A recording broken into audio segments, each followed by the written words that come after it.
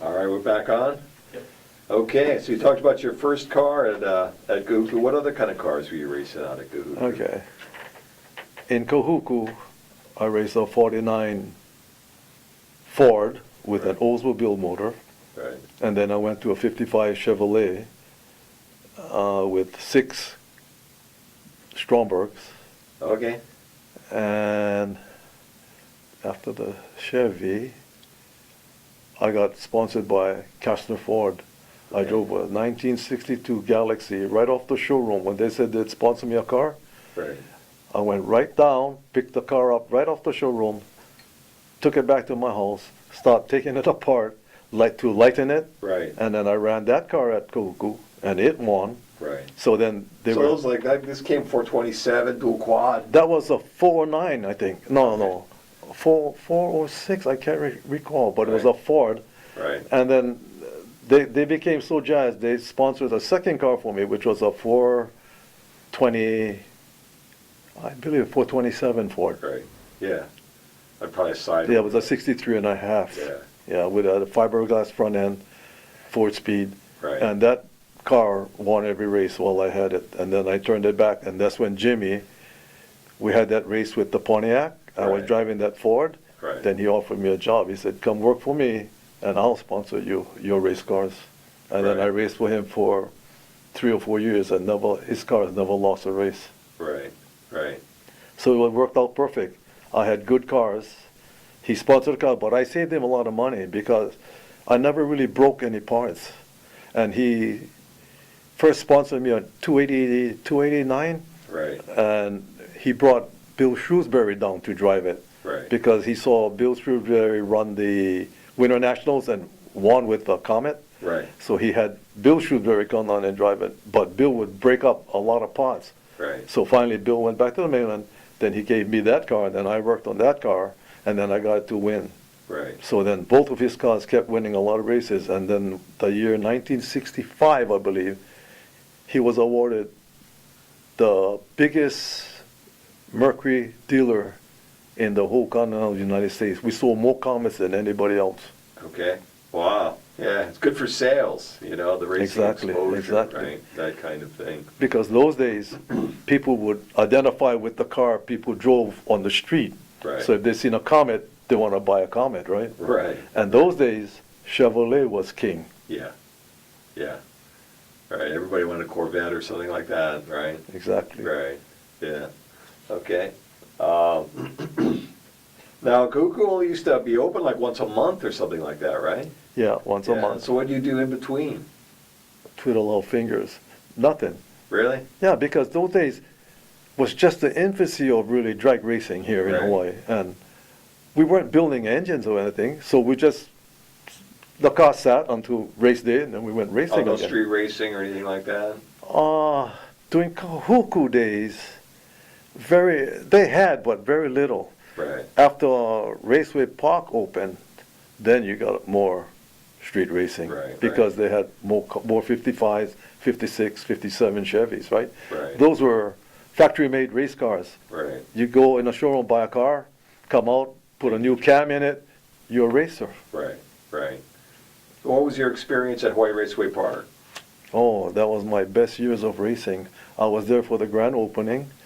We brought in Dino Don Nicholson's Comet, the wagon called the Ugly Duckling, Right. for me to drive. And on the opening day, I waxed everybody that I raced against. Right, And right after that, the Comets came in from the mainland. right, And then I raced every race from then on to about 1967 or 68. that was the end of your career, around 67, 68? Then after that, I went into Top Fuel Dragsters. I see, I see.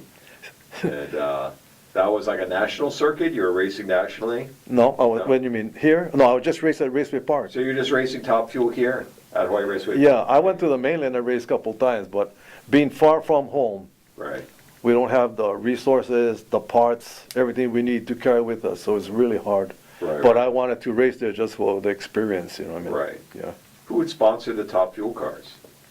me, Are you just paying for it out of your pocket? yeah. Seriously? Yeah, that's why after 2 or 3 years, I gave up because I knew it was a losing proposition.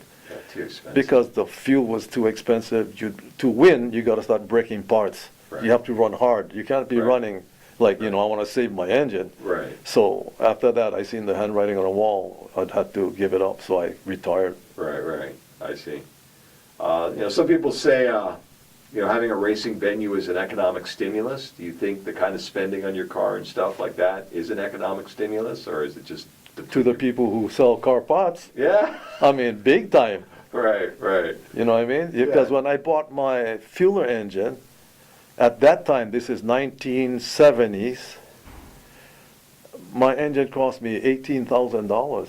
Right. In Okay. 1970s, you were spending 18,000. Man, that's serious money. Yeah, right. And every race, if you want to race, go fast, you probably burn a couple pistons. Right. Okay? And Yeah. your tires, your rear tires, they're good for good, I would say, 8 solid runs. Right. Okay? So that's what, 2 miles? Right. And you have to buy new tires because Right. otherwise you go up in smoke. Right. The clutches probably run you, I would say, a solid 16 runs, then you'd have to change all the clutch plates again. Right. So it became a very costly proposition. Right. Plus the rest of the things that you would need. Fuel, I can't remember exactly, but I think today they're over $50 a gallon. Right. For top fuel, for nitromethane fuel. Right, exactly. Right. Yeah, that's gonna add up quick. Yeah, Right. yeah. And, And I was lucky because the oil, Valvoline sponsored me. Okay. But when I go pick up oil from the distributor, I pick up like 2 55-gallon drums Right. because my engine holds 14 quarts. Right. Every run, you throw away 14 quarts of oil. I see. So it became very expensive. Right. And the reason for that is you get so much wash down because you're pushing so much fuel into the engine. Right. It wash down your oil. You don't want an explosion right in the bottom and it blow everything I see, out. because you get a little blow by on the pistons. Yeah, all getting the into time, yeah, crankcase. yeah. Right, because super high compression. Yeah. It's super pressurized. Exactly. Got it. I never even thought about that before. Oh, okay.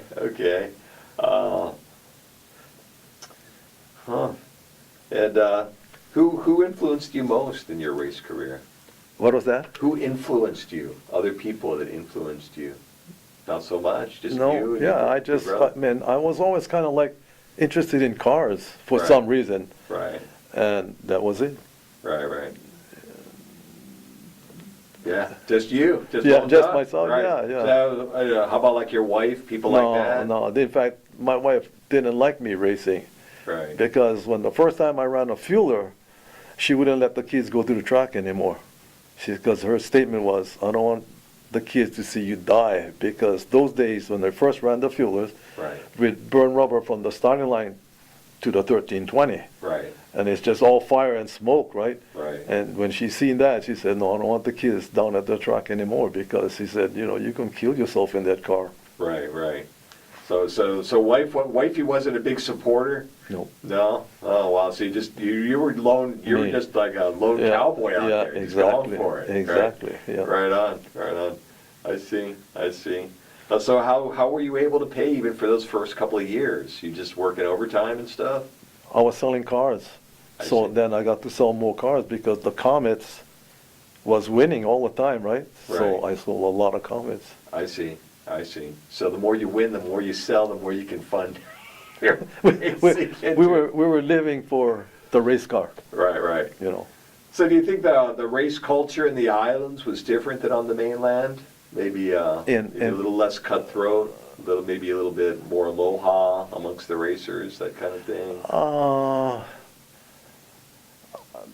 I don't think we were cutthroat. I mean, but being that we were like a couple of years behind the mainland, Right, okay, and during the time I raced, this is my take on it. right, The guys that were my competition, when they ask me question and I tell them what I did, they wouldn't believe me because they think I'm trying to lead them astray. right. You know what I mean? Right. So it was to my benefit. I tell them, but they wouldn't believe. So So no worries. yeah, no worries. Don't lose any Yeah, secrets that way. in fact, in one of my albums, when I had an interview, I gave away a lot of my secrets. In fact, I think it was dated in 1960, either 5 or 1967. I stated that most races in drag racing especially, is won at the first 30 feet. Right. And I was telling the people that because right now, look how important the reaction time is. And guys couldn't understand it, so I told them, okay, if let's say you had a 5-second car and had a 6-second car, right, I can still beat you, right? And they, no way. I says, oh yeah, I can. Let's say we race, right? Right. You go, right? You go, let's say, 5 seconds. But if I went first, took me 6 seconds, but I got there first, Right. I still gonna beat you. Right. You see? So, but they didn't understand that theory. Right. Right. So if you looked at the pictures I had, you notice every picture before the off the Christmas line. tree, I'm gone. Right. Okay. And I'm not cheating, no. Right, right. It's just that you gotta be on that light. Yes. But a lot of people thinking back then was, my engine gonna help me pull Right. and outpull them. Right. Right. But no way, I'm gonna give you the theory to that. Right. Right. If you and I had same engine, which is almost impossible, Right. same horsepower, same traction, same everything. Right. We start off at the starting line, I jump. Right. I get you half a car, let's say. Yeah. Who's gonna get to let's say our shifting point is 6,000 RPM, okay? Right. Who's gonna get to 6,000 RPM first? You or me? Yeah. You are. I will. Right. Okay. Now I'm gonna shift. Now what am I doing? I'm bringing my RPM down to put it into a pulling range where it'll accelerate the car more, right? Right. That's why you got a transmission. Right. You're gonna shift after me, but I shift before you, I'm gonna pull a little bit more distance on you now again, Right. Right. okay? Now we get to third, I do the same thing. Right. Let's say we do the fourth, we do the Right. same thing. You're Now done. you're gonna be behind.